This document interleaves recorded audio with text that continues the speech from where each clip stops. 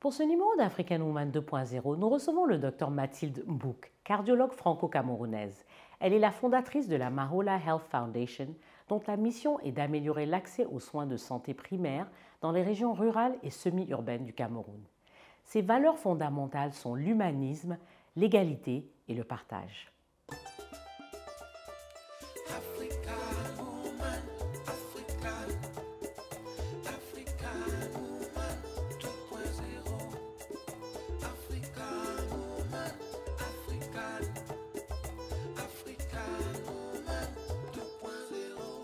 La Camerounaise Mathilde Mbouck est un médecin au parcours exceptionnel. Diplômée de l'Université catholique de Louvain en Belgique avec grande distinction, elle est spécialisée en médecine interne et en cardiologie, obtenant ainsi son titre de membre du Royal College of Physicians à Londres. Chef de clinique à l'hôpital Université St. George de Londres et enseignante à la St. George University, elle poursuit actuellement un master en éducation médicale à la Harvard Medical School. En 2016, elle fonde la Mahola Health Foundation, dédiée à l'amélioration de l'accès aux soins et à l'éducation au Cameroun et en Afrique. Active au sein du Lions Club International, elle est une fervente défenseuse du leadership féminin. Bonjour Mathilde, bienvenue sur le plateau d'African Woman 2.0. Bonjour Aïssata, merci de m'accueillir sur ce plateau. Merci à toi d'être là avec nous et bienvenue à Abidjan puisque tu es arrivée tout fraîchement de Londres. Oui. Tu nous as amené un peu de pluie. C'est ça en plus. Non, t'inquiète pas, c'est la saison des pluies ici. C'est clair. Non, mais je suis tellement ravie. J'aime beaucoup Abidjan. Donc, moi, j'ai jamais besoin d'adaptation. Quand j'arrive à Abidjan, je suis déjà dans le bain dès que j'ai traversé l'aéroport. Donc, comme vous dites Aquaba, oui, merci. Voilà, bienvenue. Et donc, tu es camerounaise et cardiologue. Oui. C'est de profession. De profession. Qu'est-ce qui t'a emmené dans cette profession de cardiologue? De médecin déjà peut-être. Voilà, médecin même, parce que c'est une spécialité en fait. Exactement. La cardiologie. Donc je suis médecin, je suis enseignante aussi en fait. J'ai enseigné à la faculté de médecine St. George's à Londres. Et la médecine, comment j'y suis arrivée? Je dis toujours aux gens, j'aimais beaucoup jouer au tennis et je rêvais à un moment donné de peut-être faire une carrière au tennis. Mais j'étais bien Williams. Voilà, mais elle n'était même pas encore là parce que elles sont beaucoup plus jeunes que moi. Mais bon, évidemment, avec le temps, je me suis bien rendu compte que c'était pas possible. Mais j'ai toujours gardé ma passion pour le tennis. Et puis, je suis revenue toujours sur cet épisode qui m'a marquée. Je suis de ma grand-mère en fait, dont je porte le nom. Quand elle est tombée malade, elle avait un cancer de l'œsophage. Et c'était la première fois que je vois quelqu'un de très proche de moi. On avait la chance d'avoir nos 4 grands-parents vivants à cette époque, mais elle vivait avec nous. Et elle est tombée malade. Et donc j'ai vu cette belle femme se dégrader. Et on était fort attachés à elle, on l'adorait, elle nous adorait. Donc, c'est ta grand-mère maternelle? Non, ma grand-mère paternelle en fait. Et donc ma grand-mère maternelle aussi était très proche de nous, puisqu'elle habitait dans la même ville que nous à Douala. Et donc la voir en fait se dépérir et la voir souffrir en fait. Donc j'ai vu son stade palliatif et essayer de d'apaiser ses douleurs en fait, la voir fermer les yeux parce que c'était ma première rencontre avec la mort en fait. Et tu avais quel âge? J'étais au collège. J'avais probablement dans les 13 ans. Et ça m'a un peu shifté ma façon de percevoir en fait les soins. Et comme je faisais une série scientifique, je me suis dit tiens, c'est peut-être comment je peux faire pour éviter en fait de vivre ce drame encore. Et donc j'ai commencé vraiment à être passionnée par la médecine à ce moment-là. Et donc ce qui est que j'ai eu mon bac. Mais après mon bac, j'ai quand même fait la biochimie 2 ans. Tu as fait la biochimie à l'université? À l'université, j'ai fait un DUG. À l'époque, c'était DUG, c'était plus licence. Et pourquoi biochimie? Parce que ce qui s'est passé, c'est que quand j'ai eu le bac, en fait, je savais que je voulais faire médecine, mais je ne m'étais pas pris à temps pour faire les inscriptions. Et donc, c'est pas que j'étais surprise par mon bac, mais je ne m'étais vraiment pas bien taillée. Voilà. Et donc, j'avais la chance aussi que j'ai eu un peu plus jeune. Et donc, comme j'ai fait la première année, Je me suis dit, et puis ça me permettait aussi de me dire que je me prépare à la fac de médecine. Je me suis dit, je vais pas, pour valider ma première année, il vaut mieux que je fasse le DUG. Et c'est comme ça que j'ai eu un DUG en fait, en biochimie. Ce qui n'était pas plus mal, hein, parce que quand je suis partie à Bruxelles, je suis partie avec 3 mois de retard. Et c'était dans l'université catholique, jésuite. Et le doyen me dit, mais non, mais c'est pas possible, vous allez rater votre année. Et puis en classement, donc on ne veut pas vous pénaliser, peut-être prenez une année blanche et tout. Et je dis non, c'est pas possible. Moi, j'ai déjà eu mes 2 années en biochimie, c'est très bien. Là, je veux commencer la médecine. Et ce qui m'a permis en fait de payer un quart de ma scolarité, tellement le doyen n'était pas convaincu que j'allais pouvoir rattraper. Et donc quand les partiels sont arrivés, monsieur, je suis arrivée en décembre, et les partiels de janvier, il a vu quand même que j'avais de bonnes notes. Et puis ils ont été gentils parce qu'ils m'ont donné les clés. J'étais en fait pas privilégiée, mais j'avais accès au labo, donc j'allais les soirs étudier au labo. Pourquoi tu avais accès au labo? Parce que tu avais fait la biochimie? Non, parce que j'étais venue en retard. Ah, et qu'ils savaient il me donnaient l'accès en fait de rattraper mes cours en fait. Ouais. Et donc ce qui fait que ce qui a été une année, c'était assez déterminante parce que j'ai eu ce qu'on appelle en Belgique grande distinction. Donc j'ai eu une mention très bien. Très bien. Et donc à la fin de l'année, il a quand même eu l'honnêteté de parler de moi pendant la remise des notes et tout, en me disant voilà, cette étudiante, elle est venue en retard et tout. Et moi, je lui ai dit, parce qu'on a appelé mes parents, hein, on a eu cette discussion avec mes parents, ils avaient dit, bon, ben nous, on lui permet de ne pas faire sa première année pour ne pas être pénalisé. Et puis mes parents ont dit, bon, on verra ce qu'elle va faire. Et j'étais accompagnée par ma sœur qui aussi découvrait la Belgique, elle était en France. Et on se retrouvait là, et moi, j'ai dit à mes parents, très déterminés, je veux prendre le risque de faire ma première année. Et donc, le fait que ça se soit très bien passé, je pense que ça a été très déterminant pour le reste de mes études de médecine, parce que j'étais très ragaillardie, j'étais en confiance, et j'avais eu finalement un capital confiance qui s'était installé entre le doyen et moi. Et donc du coup, le reste de mes 7 années... C'est quand même 7 ans. C'est 7 ans, c'est très long la médecine finalement quand même. Mais j'étais assez sereine, pourtant j'étais toute seule, je n'avais pas ma famille en Belgique. Mais bon, j'ai passé de bonnes années. J'ai fait des rencontres des étudiants de mon cours, des gens des années d'avant ou d'après. Et puis j'ai finalement aimé mon parcours médical. Et donc maintenant, tu exerces en Angleterre. Et comment ça s'est passé? Donc comment tu as commencé à exercer? En fait, alors ce qui s'est passé, c'est que moi j'ai fait mon concours en fait de médecine interne que j'ai réussi. Mais mon doctorat, ma thèse, je l'ai faite en gynéco. Donc je présentais les deux concours. Tu es rempli de contradictions. Oui, c'est vrai. Cardiologue, biochimiste. Non, mais c'est ça. En fait, c'est vrai. J'avoue que je suis très. Je ne sais pas si c'est curieuse ou je suis peut-être. J'aime beaucoup étudier. Les gens sont un peu perdus de voir ça. Parfois, j'ai honte de leur dire ça. Mais c'est très bien. En fait, j'aimais la gynéco. Pourquoi j'aimais la gynéco? C'est que pendant mon parcours, en fait, moi je suis gauchère. Et les gauchers, le monde n'est pas fait pour les gauchers. Donc, en salle d'op, j'ai la table... Utilise les termes... En salle d'opération. Voilà. Pendant mon stage de chirurgie, mon prof de chirurgie était gaucher. Donc, il avait mis toute la salle d'opération à l'envers. Donc, c'était vraiment très, très déconcertant pour son équipe. Mais pour toi, et pour moi, c'était génial. Voilà. Donc, il a trouvé en moi une très, très bonne assistante. Et donc, j'ai commencé à l'aider aussi en dehors, ce qui n'était même pas normalement recommandé. Et lui, il pensait que j'allais faire de la chirurgie. Et moi, j'aimais aussi la médecine, c'est-à-dire j'aimais ce côté médical, pas juste interventionnel. Et c'est comme ça que je me suis dit, bon, la gynéco, c'est bien, ça coordonne la chirurgie et la médecine. Et j'ai postulé en gynéco. Mais en même temps, ma mère est tombée malade. Elle avait une maladie auto-immune. Et donc, en cherchant ce que ma mère avait, je faisais la médecine interne. Et c'est comme ça qu'au départ, je me suis dit, non, je vais faire la médecine interne, je vais présenter la médecine interne. Mais donc, tu as fini la gynécologie ou pas? Non, je vais présenter le concours. D'accord. J'ai été retenue. D'accord. Mais j'ai présenté 2 concours. Et j'ai fait le choix d'aller en médecine interne. D'accord. Donc, en fait, ta spécialité a été la Ma première spécialité, c'était la médecine interne. Parce qu'il y en a encore d'autres, des spécialités. C'était la cardio. La deuxième. Tu prépares une troisième en ce moment?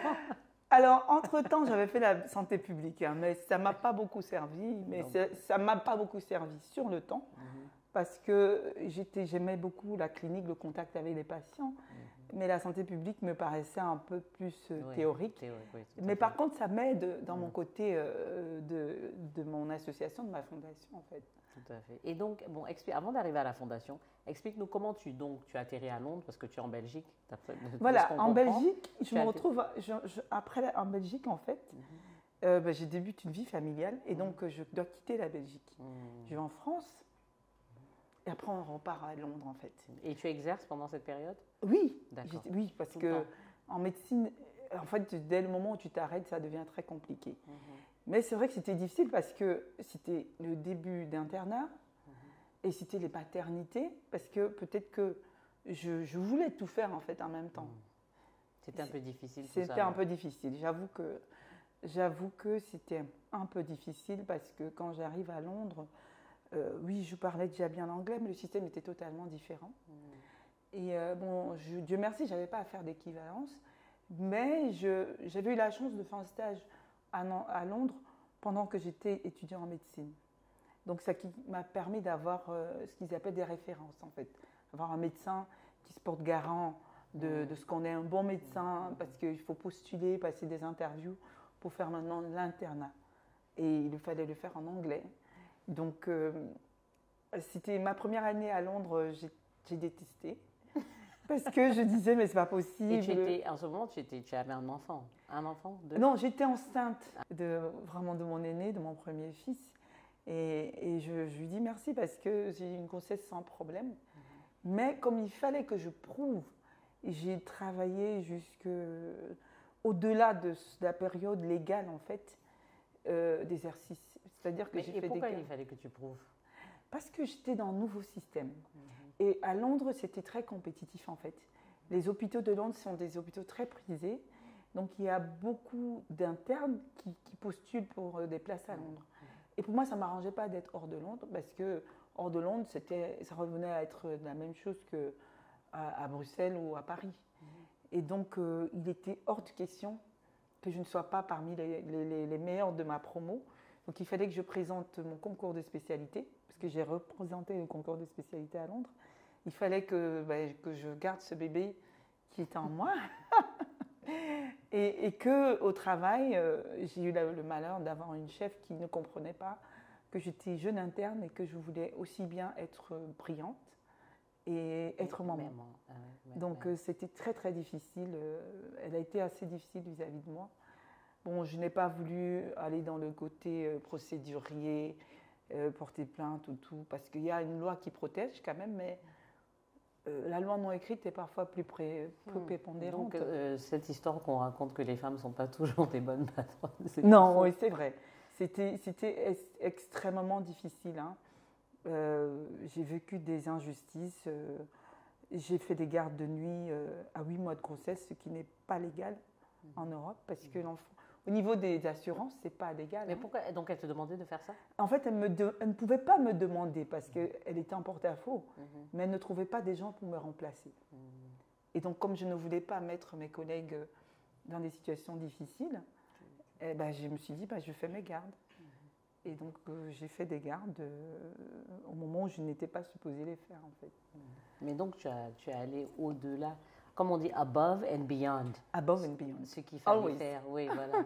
Mais c'est ça, on dit que c'est souvent ça aussi, le combat de la femme africaine, noire. Oui, c'est vrai. Il faut se prouver, il faut montrer qu'on est, surtout quand on est à l'étranger, je pense que c'est encore plus difficile. C'est beaucoup plus difficile. Parce qu'il faut montrer qu'on est capable, comme les autres. Oui, un peu plus même. Un peu plus. Parce qu'effectivement, on est encore surpris de voir des gens surpris de voir des femmes noires médecins. Donc il y a des enjeux. La loi nous protège, mais l'équipe dans laquelle on se trouve est déterminante. Bon, il y a des équipes qui comprennent le parcours, qui comprennent nos choix de vie. Pour mon deuxième, je n'ai pas eu de problème. Et c'était mon patron à l'époque, c'était un monsieur.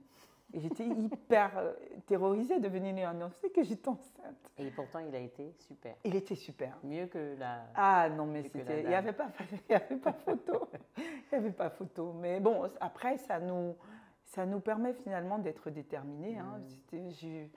Bon, j'aurais pu avoir une grossesse difficile, hein, mais j'ai eu la chance de ne pas avoir une grossesse difficile. Mais je t'avoue que j'ai pris une année sabbatique après. Hein. Ah oui, parce que c'était beaucoup de stress. Oui, c'était beaucoup de stress. C'est-à-dire que j'ai ressenti vraiment que je n'avais pas eu le temps de vraiment profiter de ma grossesse. J'ai jamais eu de cours d'accouchement et tout ça. Donc, je suis partie. C'est vrai, on est médecin, on a assisté à des accouchements, mais on est patient maintenant. Non, c'est ça. Donc, quand j'ai eu mon premier, c'était mon premier fils en plus. C'était mon premier enfant, donc je ne connaissais pas grand-chose. Et là, j'ai décidé de prendre une année sabbatique, d'attendre qu'il ait 9 mois. Il y a quand même eu l'après-effet de cet effort que tu as fourni. Voilà, un effort un peu surhumain, oui, présenter des examens, être enceinte, faire des gardes, faire en sorte que je sois confirmée dans mon hôpital et tout ça. Et surtout montrer que tu peux faire aussi bien et peut-être même mieux que les autres. Mieux que les autres. Tu as quand même payé un petit prix. J'ai payé un prix un peu élevé. Et donc, maintenant, parle-nous un peu de ta fondation. Donc, tu as une fondation, Mahola Health. Oui. De quoi s'agit-il? Alors, je vais quand même te faire la passerelle parce qu'il faut que les gens comprennent comment de médecin interniste, qui est une spécialité à part entière, après je fais la cardio. Donc, après, après la médecine interne, je savais que je voulais être enseignante. Hein. Et en général, les internistes sont des profs d'université. Mais en même temps, je venais régulièrement en Afrique et je voyais quand même qu'au départ, dans ma médecine interne, j'étais beaucoup focalisée sur les pathologies infectieuses. Et je voyais finalement qu'il y avait une grosse prépondérance des pathologies cardiovasculaires. Et c'est ce qui m'a orientée vers la cardiologie. Et d'un autre côté, je me disais, je fais la cardiologie, mais j'enseigne. Et donc, je suis allée jusqu'au bout de mon parcours d'enseignante parce que j'avais une place de lecturer, mais je suis partie à Boston, à Harvard, en fait, faire un master en medical education. Et ça me... Tu as vraiment étudié. Je te dis. C'était combien de temps ça? Bon, le master, Dieu merci, c'était 1 an. Mais c'était 1 an plus 1 an plus 1 an plus 1 an. Je n'ose pas parfois dire aux gens ce que j'ai fait, mais je pense que j'étais stimulée intellectuellement. J'aimais ça. Mais ça ne m'empêchait pas aussi de remplir mon rôle de maman, d'épouse, de fille, parce que on a les parents et tout ça. Et je suis très très proche de ma famille. Donc, qu'est-ce qui m'a fait penser à cette fondation? Je savais depuis longtemps que je voulais faire quelque chose en Afrique, hein, que je devais revenir travailler chez moi. Déjà, mes parents me le disaient. Mon père me disait, tu as vu ta maman, elle fait beaucoup d'allers-retours en France pour sa maladie. Il n'y a pas beaucoup de gens qui ont la chance de le faire. Donc l'idéal pour toi, quand même, quand on t'a envoyé faire médecine, c'était pour qu'on ait l'impression que tu travailles aussi pour nous. Et notre satisfaction, ce serait de te voir vraiment t'impliquer. Et donc, à partir de 2014, parallèlement avoir des responsabilités au niveau de l'hôpital, ce qui était des grosses promotions, j'étais fière de ça. Mais j'ai eu un coup de blues, en fait, de burn-out, parce que je me suis dit, vraiment, si je reste à fond dans ces responsabilités, ça va me prendre tellement de temps, je ne pourrai pas faire mon projet. Donc, tout ça m'a donné un burn-out parce que j'étais un peu tiraillée.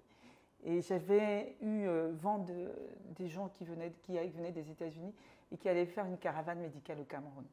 Alors, je me suis dit, c'est l'occasion d'aller au Cameroun, pas juste pour visiter la famille, mais pour le domaine professionnel. Et donc, on est parti dans des villages. Et ce qui était frappant et qui m'a un peu choquée, c'est qu'on me prenait pour une Américaine, alors que j'étais camerounaise. Donc, mais est-ce que tu parles la langue locale? La langue locale? Oui, je parle. Heureusement pour moi que je parle la langue locale. Et Dieu merci, parce que c'est mes grands-parents qui nous ont appris ça. Donc, ils m'entendaient parler anglais avec les Américains. Ils disaient, ah ouais, ces Américains, là, nous, on va faire comment, là? Nous, on ne parle pas anglais et tout. Et ils n'ont pas l'air de parler français. Et donc, je vois une patiente. C'était à Edea, c'est une ville qui est un peu de ma région. Où Moi, je suis Bassa, en fait. Et Déa, c'est dans la région Bassa. Et donc, la pauvre dame essaie de baragouiner le pidgin. Le pidgin, c'est l'anglais. Et je lui dis, mais non, mais maman, moi, je parle français. Hein. Elle me dit, ah, les Américains parlent français. Je lui dis, non. Je lui dis, je suis camerounaise. Elle me dit, t'es camerounaise d'où? Alors, je lui dis, Bassa. Elle me dit, elle me parle en Bassa. Je lui réponds. Et je me dis, mon Bassa est bon, mais peut-être pas au point de faire une consultation médicale. Et donc là, c'est une lumière bing qui se... Elle me dit, mais c'est pas possible. Elle me prend une fois en photo. Elle appelle sa famille parce qu'elle était venue avec...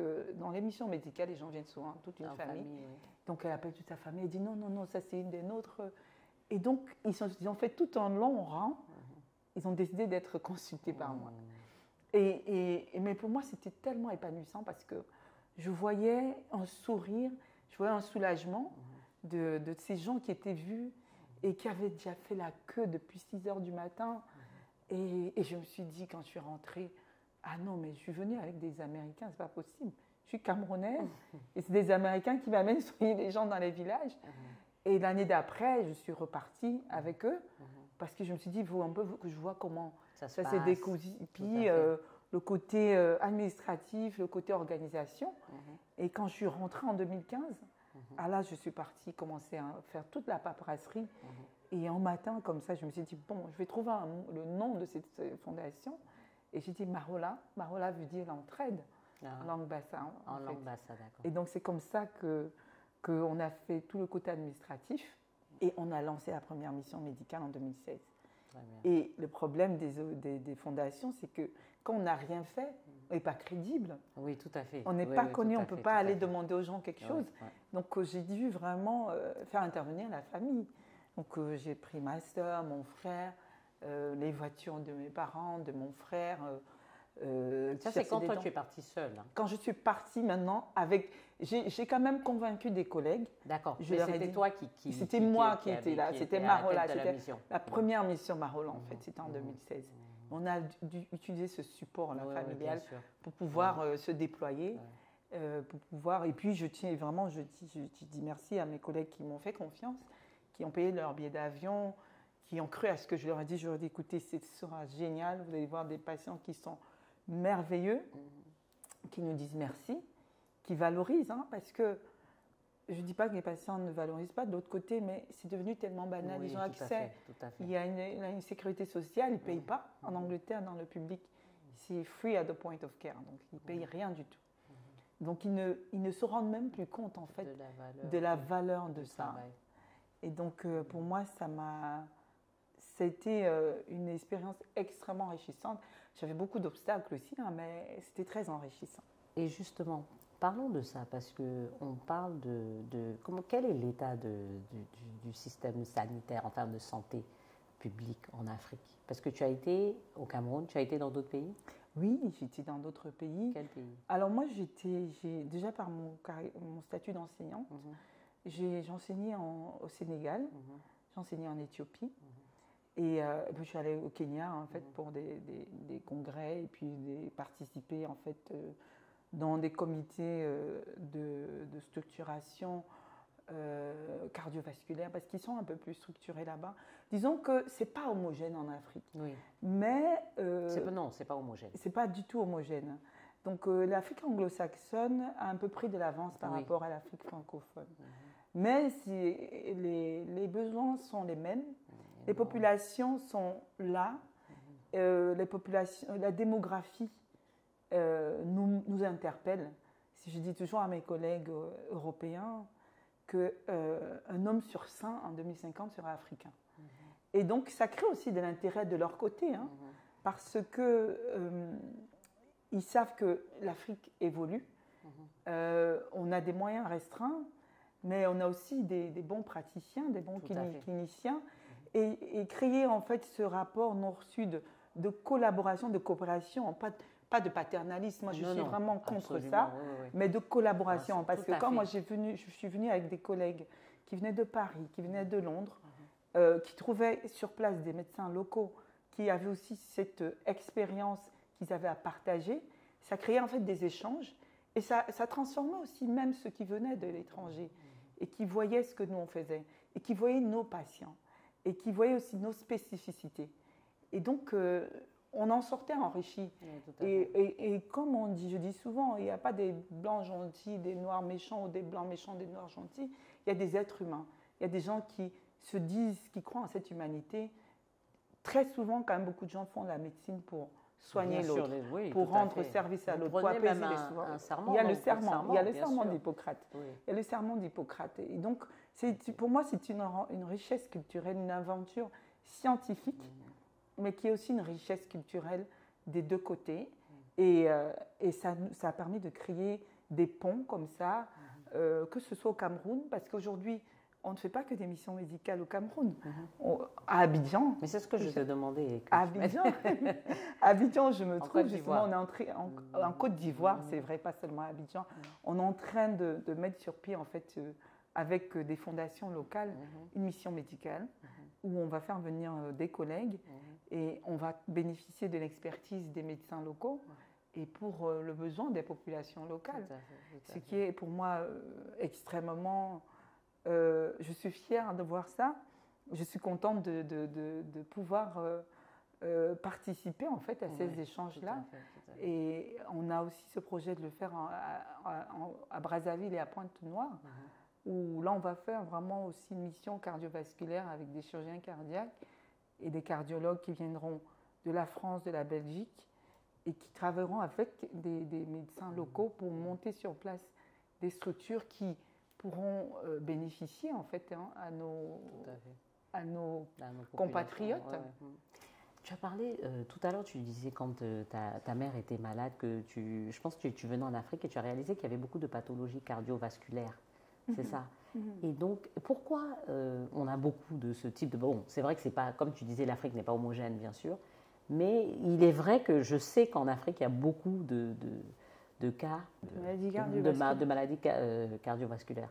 Comment ça s'explique en fait? C'est l'alimentation, c'est la génétique? Qu'est-ce qui explique ça? Et qu'est-ce qu'on peut faire pour prévenir? Ce qui est sûr, c'est que la prévention doit être beaucoup mise en avant en Afrique. Et quand on parle... pathologies. Attends, je ne veux pas te couper, mais parlons d'abord de qu'est-ce que c'est les maladies, qu'est-ce qu'on appelle maladies cardiovasculaires? Alors, les maladies cardiovasculaires, c'est toutes les maladies qui sont en relation avec le cœur, qui est cet organe-là, et tout ce qui est les vaisseaux. Les vaisseaux qui viennent du cœur, les vaisseaux qui vont du cœur vers les organes.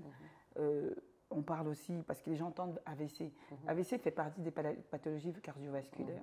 Disons que la génétique prend du temps par rapport aux mesures hygiéno-diététiques.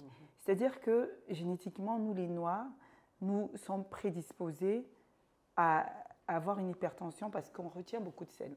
D'accord. Il y a eu beaucoup d'études et on aimerait qu'il y ait encore plus d'études sur l'hypertension du sujet africain parce que c'est une hypertension assez particulière.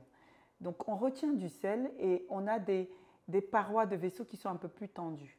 Donc cette combinaison fait qu'on est plus susceptible à développer l'hypertension, c'est-à-dire à une augmentation de la tension dans nos vaisseaux. Et en plus de ça, on a fait un shift au niveau diététique. On a quand même embrassé une alimentation qui est occidentale, qui n'était pas la nôtre. Et donc, et on a sédentarisé les populations.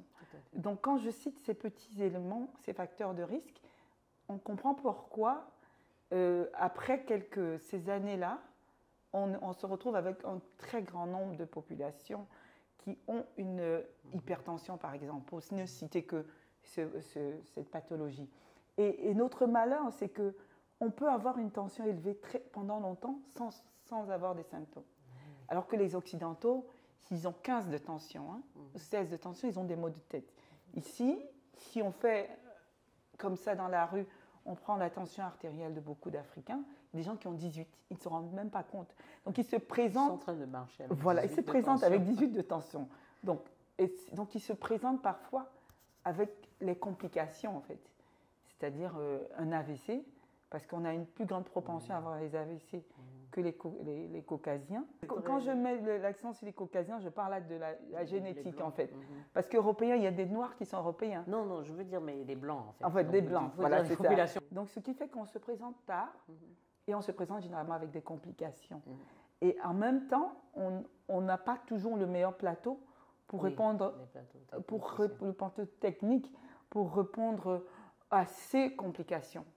Et donc, les gens se retrouvent, parfois des gens jeunes, qui se retrouvent avec des handicaps sérieux parce qu'ils ont un AVC.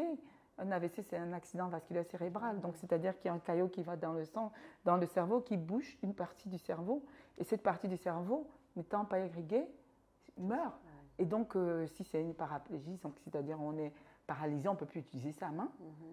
Quelqu'un qui est une personne active, c'est un problème social pour cette personne parce qu'elle peut perdre son emploi. Et donc, elle peut, au niveau économique, perdre des moyens, ses ressources.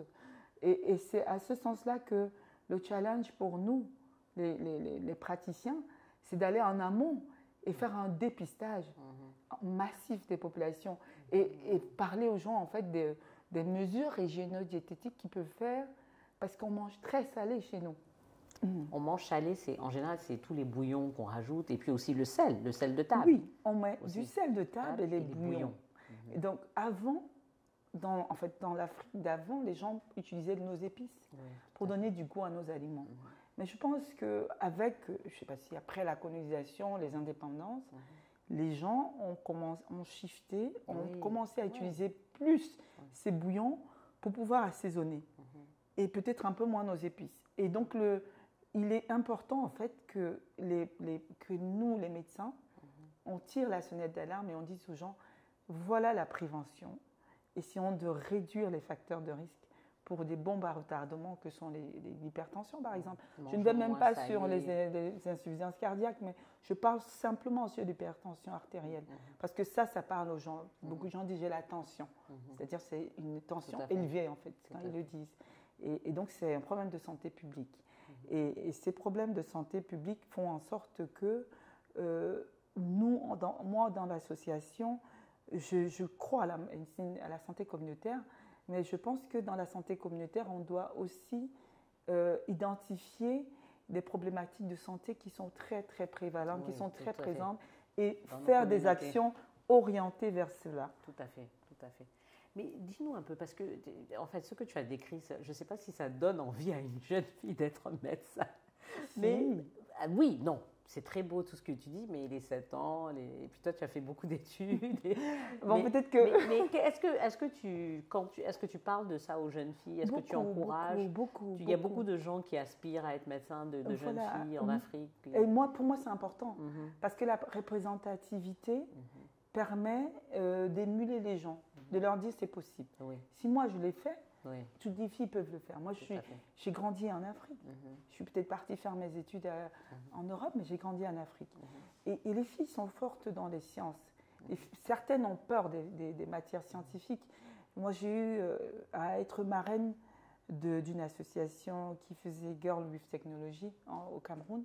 Et on a fait on a fait des séminaires pour en fait parler à la jeune fille qui fait des matières scientifiques et puis briser le mythe de se dire que la fille qui fait des matières scientifiques, elle n'est pas jolie, elle n'est pas coquette, elle n'est pas féminine. Bon, moi, je suis assez féminine, je pense.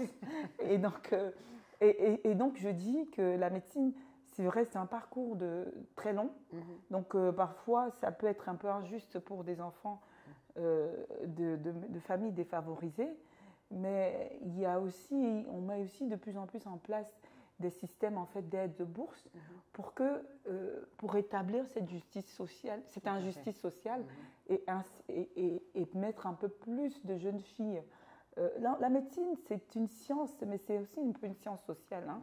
On parle avec les gens, on parle avec le cœur des gens, on a l'empathie et c'est parfois des qualités que les femmes ont, peut-être naturellement. C'est ce qu'on appelle le nurture. Voilà, c'est ça. Donc moi, j'aimerais vraiment.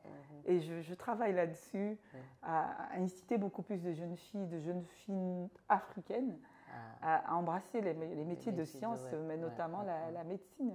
Elles ne sont pas obligées de faire tous ces certificats que j'ai fait. Non.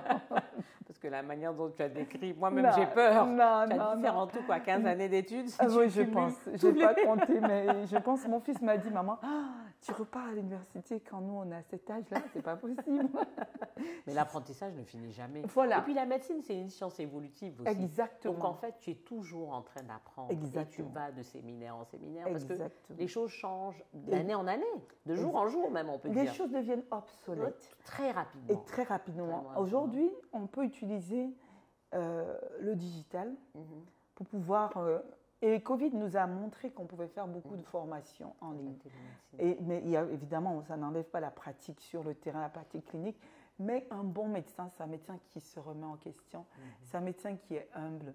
C'est un médecin qui écoute ses patients.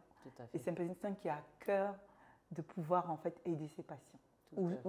Ses patients et puis les familles de patients. Hein, parce qu'on ne traite pas quelqu'un tout seul en sanglotant. Et derrière, il y a tout un contexte. Et donc, c'est ça qui aussi fait la beauté de la médecine. Hein. Ce n'est pas rébarbatif. Hein. Tout à fait. Bon, moi, c'est le sang qui est rébarbatif pour moi. Oui, c'est vrai. Et tout ce qui va avec, ouvrir des intestins et tout ça. Bon, enfin, chacun sa chose. Il y a des dermatologues. En dermatologie, on ne fait pas. On ne voit pas le sang. Ça dépend. Mais parce que c'est encore des mauvaises peaux. C'est vrai. Moi, je vois toujours l'aspect qui n'est pas bon. Parce qu'il y a le bon et il y a le moins bon. Mais c'est très... Enfin, moi, personnellement, ça me... C'est une vocation quand même, oui, pour la plupart du temps. Je pense qu'il faut vraiment... C'est une vocation. C'est une vocation. On ne se lève pas et on se dit, se proclame médecin. Non. En fait, c'est quelque chose qui vient... C'est des, comment on dit, des beliefs. C'est quelque chose qui calling. Voilà. It's a calling. Et il y a parfois parce que c'est très ingrat en réalité. Oui, c'est très ingrat. C'est très ingrat. Moi, j'ai eu à laisser mes enfants malades et puis aller à l'hôpital. Soigner d'autres personnes. C'est ça. Et là, vraiment, je remercie mes enfants parce qu'ils ont toujours compris ça. Et mon engagement, que ce soit mon engagement au niveau social, humanitaire. Et ils étaient peut-être fiers. Et puis, ils étaient en retrait. Donc, ils se disaient, maman, mais ils ont plus besoin de nous à ce moment-ci. Parce que parfois, on peut être écartelé. Là, on se dit, mais je laisse cet enfant malade et puis je dois soigner d'autres personnes. Donc, oui, c'est pas toujours simple. C'est pas toujours évident. Mais quand c'est une vocation, peut-être qu'on le fait un peu plus naturellement. Et donc, tu rentres t'installer quand en Afrique? Parce que mais je suis installée. Non, mais est-ce que tu n'es pas là-bas à plein temps? Non, alors tu vois ce que j'ai fait. Et c'est beaucoup de gens nous ont dit, les caravanes médicales, c'est bien beau, vous venez pendant une semaine et vous, après, vous partez. Je leur ai dit non, parce qu'on travaille toujours avec une équipe locale. Donc, il n'y a aucun patient qui est vu et qui est laissé à lui-même. Et la sécurité est importante. On n'a jamais eu un patient avec un problème. Donc ça, c'est la première chose pour dire aux gens, les caravanes médicales, c'est pas juste ces 7 jours ou ces 10 jours où des professionnels viennent. Derrière, il y a des collègues qui étaient là, qui faisaient le suivi et qui nous permettaient en fait de faire en sorte qu'il y ait une continuité des soins. Donc ça, c'est vrai. Le deuxième truc, c'était que derrière cette caravane médicale, nous, on avait aussi ce projet qu'on est en train de mettre sur place. Et ça, avec le Lions, parce que je suis aussi Lions. Hein. Oui, c'est ça. On est en train de mettre un projet de centre de santé. Comme j'ai dit, la santé communautaire est très importante chez nous en Afrique parce que c'est la santé de proximité. Et donc, ces centres de santé sont cette continuité de ces caravanes médicales. Mais dans les caravanes médicales, il y a aussi les expertises. Par exemple, ce qu'on va faire à Abidjan, certes, on va faire des dépistages, mais on va amener des collègues qui vont travailler avec des ORL locaux et qui vont enseigner des résidents. Donc, il y a cette partie aussi enseignement qui est là. Et pour revenir à moi, au domaine personnel, quand tu me dis, quand est-ce que tu rentres, moi, je suis en fait... Donc, quand je dis rentre, même, je suis installée parce que j'ai un cabinet médical au Cameroun. Et je travaille avec une équipe au Cameroun. Que ce soit des cardiologues, qui sont des jeunes cardiologues, et des médecins généralistes. Donc, j'exerce au Cameroun.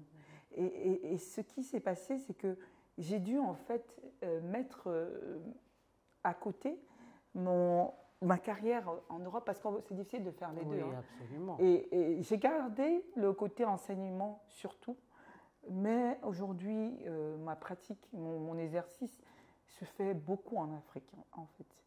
Et bon, la médecine est itinérante dans le sens où je suis installée au Cameroun. Mais quand je viens à Abidjan, et que si j'ai la possibilité d'exercer à Abidjan et de travailler avec des collègues locaux, pour moi, c'est très bien. j'ai donné cours à Dakar. Je suis une panafricaniste. Ah, très bien. Je ne suis pas... je viens de quelque part. Je suis au Cameroun, ma famille est là-bas. Et mes parents, c'est aussi peut-être pour ça que je suis repartie. Mais je suis profondément panafricaniste. Et je crois qu'on se renforcera en ayant des collaborations très soudées. Tout à fait, tout à fait. Mais dis-moi rapidement, avant de terminer, juste une dernière question. Pourquoi est-ce qu'on est obligé d'aller se soigner à l'extérieur souvent? Comment faire? Qu'est-ce qu'on peut faire pour avoir ces mêmes soins qu'on reçoit là-bas, ici? Alors, enfin, quand je dis ici, je veux dire en Afrique. Oui, en Afrique. Ce que je veux dire, c'est que le Covid a prouvé plusieurs choses. Déjà, le Covid n'a pas donné l'hécatombe qu'on disait de l'Afrique. Oui, tout à fait. Moi, je me rappelle des collègues qui me disaient « Ouh là là, ça va être compliqué en Afrique ». Et moi, je leur ai dit « Non, vous ne connaissez même pas l'histoire des épidémies en Afrique. Le Covid, si Ebola n'a pas décimé l'Afrique, et Covid ne pourra pas décimer l'Afrique. Mais le Covid, avec les fermetures de frontières, a montré quelque chose. C'est qu'on pouvait avoir de l'argent, mais on ne pouvait pas voyager. Donc, c'est parce que certaines personnes souvent se disaient « Ah, même si le système de santé n'est pas bien dans mon pays, je peux prendre l'avion pour partir. » Mais le Covid, avec les fermetures de frontières, a démontré l'obligation pour nous d'avoir des systèmes de santé forts en Afrique. Et la démographie fait que nous aussi, aujourd'hui, l'Afrique évolue. Il y a quand même une forte classe, même ce qu'on appelle la middle class, classe moyenne. Au-delà de la classe moyenne, il y a une forte population qui a aussi le devoir et le droit d'être soignée. Donc, c'est là où, en fait, on a besoin de cette synergie, de gens qui ont peut-être vu ce qui se passe ailleurs, des gens qui sont ici et qui ont des compétences, de trouver comment, malgré nos moyens réduits, parce que la santé coûte cher. La santé coûte très cher, aussi bien pour les États que pour les particuliers. Le but, c'est de rendre la santé très structurée et de créer des pôles. Ils ont réussi. Oui, en Inde, ils ont fait ça. Ils font du tourisme médical. Mais comme je dis, si l'Inde a fait ça, nous, on peut le faire. Et c'est cette période qui est pour nous, pour moi, c'est une période qui est très intéressante. Et c'est cette période qui me fait me dire, rester en Europe, pour moi, c'est perdre du temps. Parce que c'est maintenant qu'on doit se dire qu'on doit mettre les jalons pour vraiment faire ces centres d'excellence de santé en Afrique. J'ai visité à Nairobi l'Aga Khan Center, qui est un hôpital qui n'a rien à envier avec un hôpital européen et qui a réussi à ramener des médecins africains au Kenya et qui sont contents de prester et qui font toutes les pathologies. Ils n'ont pas besoin d'évacuer. Wow. Et ça peut se faire à Abidjan, ça peut se faire à Douala, ouais. Ça se fait déjà un peu à Dakar. Je pense qu'à Abidjan, il y a quand même de bonnes structures. Oui, tout à fait. Et ce que je veux dire, c'est que de manière générale, les gens... Maintenant, il faut démocratiser ça. Aussi, il faut démocratiser l'accès aux bons soins à toutes les populations. Et c'était l'une des choses qui m'a poussée en fait, à mettre sur pied Marola. En fait. Ouais, très bien. Merci beaucoup en tout cas, Mathilde. Merci pour cette interview édifiante sur la santé. Alors, on va passer au petit cadeau. Donc, on fait la promotion des entrepreneurs africains. On offre à nos invités, nos partenaires nous offrent des cadeaux pour les invités. Alors ça, c'est une dame qui fait localement du miel et des thés, des tisanes. Ah, ça c'est génial. Tu verras, c'est du kenkeliba. En plus, pour toi moi j'adore le kenkeliba. En fait. J'aime beaucoup le kenkeliba parce que pour ses multiples propriétés, des propriétés de détox et tout ça, et j'aime beaucoup les thés, les tisanes, et donc vraiment ça. Et avec le miel qui va avec. Et tu verras que le miel c'est la carte de la Côte d'Ivoire. Hein. Ah, mais c'est impressionnant. Le packaging est très beau. Très bien fait. Alors, c'est très bien fait. Je remercie cette jeune dame. Oui, c'est Caris Body. Caris Body. Alors, moi, je vais te faire une confession. Ça fait 8 ans que je ne prends pas de sucre, je ne prends que du miel. Oui, et du miel d'Afrique. Ah oui. Parce que je le trouve naturel. Oui, tout à fait. Et donc vraiment, je vais, c'est sûr, en profiter. C'est un bon cadeau alors. Merci. Alors, et je te donne autre chose. Alors, tout Tout est très naturel aujourd'hui chez nous. Ah, mais alors ça, c'est une autre de jeune dame qui a son usine et qui fait des produits pour la peau, des produits naturels à base de plantes naturelles. Ah, ça, ici en Côte d'Ivoire. Donc elle aussi rentrée. C'est Adeba Nature, rentrée des États, elle a étudié aux États-Unis. C'est une repate, quoi. Voilà, absolument. Une repate qui se bat et qui a créé son entreprise. Alors moi, je lui dis merci parce que pendant longtemps, j'ai eu des problèmes de peau. J'ai eu de l'acné, je ne sais pas si c'était hormonal ou de stress. Et donc, du coup, je fais très, très attention à ce que j'utilise maintenant. Et des produits sans parfum. Et de l'huile de palme, parce que je tiens à dire que l'huile de palme doit être vraiment valorisée. Même au niveau cardiovasculaire, c'est l'une des meilleures huiles de palme. L'huile de palme est l'une des meilleures pour le cœur. Mais on ne le sait pas. Et certaines publications européennes nous ont induit en erreur.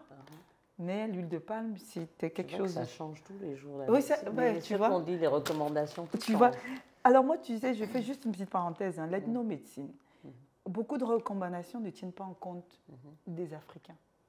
Et donc, plus on va vraiment travailler sur nos problématiques personnelles, plus on pourra publier pour dire que voilà, ça marche chez nous. Voilà, ça marche pour nous. Et donc, je dis merci à ces jeunes dames parce que moi, j'adore les cadeaux. Et ces cadeaux sont vraiment à point pour moi.